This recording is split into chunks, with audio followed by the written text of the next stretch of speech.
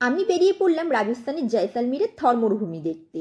জিপে করে গিয়েছিলাম আমার গন্তব্যস্থলে। রাস্তাটা ছিল ধুলোয় ভর্তি, আর চারপাশটা ছিল শুধু বালি আর বালি, সামান্য কিছু ঝোপঝাড়ও দেখা যাচ্ছিল। এবার চলে আসলাম মরুভূমিতে। দেখুন, চারিদিকটা শুধু বালি আর বালি দেখা যাচ্ছে, যা দেখতে খুব সুন্দর লাগছিল। কিছু মানুষ এখানে নাচ গান করছিল আর বাঁশিও বাজাচ্ছিল। আর চারদিকে দেখা যাচ্ছিল শুধু উট আর উট। আর মরুভূমিতে আসবো, উট দেখবো না তা কি কখনো হয়? এছাড়া এখানে কিছু অ্যাক্টিভিটিও চোখে পড়ছিল, যার মধ্যে ছিল প্যারাগ্লাইডিং এবং জিপ সাফারি।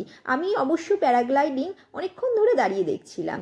এখানকার বালির একটা বিশেষ বৈশিষ্ট্য হলো, এটি দিনের বেলায় বেশ গরম থাকে এবং রাত্রিবেলায় অনেকটাই ঠান্ডা হয়ে যায়। আমি উটের সামনে দাঁড়িয়ে বেশ কিছু ভিডিও এবং ফটো তুললাম। শুধু কি উটের সামনে দাঁড়িয়ে ফটো তুললে হয়? তাই একেবারে উটের পিঠে চড়েই ক্যামেল সাফারিটাও সেরে ফেললাম। এবার ফিরে আসার পালা। মন একদম চাইছিল না ফিরে আসতে, তবে সন্ধে নেমে এসেছিল, তাই জিপে উঠে আবারও প্রাকৃতিক সৌন্দর্য উপভোগ করতে লাগলাম। মরুভূমির সৌন্দর্য সত্যি সকলের মন কেড়ে নেয়। এবার সানসেট পয়েন্ট দেখার জন্য আবার সেখানে নামলাম। অপরূপ সৌন্দর্য দেখে আমি বেশ খুশি হলাম। শুধু খুশি হলাম এটা বলা সত্যি ভুল হবে, আমি তো খুশিতে নাচতে শুরু করে দিলাম। সূর্যাস্তের সময় আমি সেখানে বেশ কিছু ছবিও তুললাম। মরুভূমির সব থেকে সুন্দর লাগে এই সূর্যাস্ত দেখতে।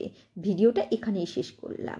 আমার ভিডিওটা যদি আপনাদের ভালো লেগে থাকে, তাহলে আমার চ্যানেলটাকে সাবস্ক্রাইব করে নেবেন এবং ভিডিওতে একটি লাইক করে দেবেন।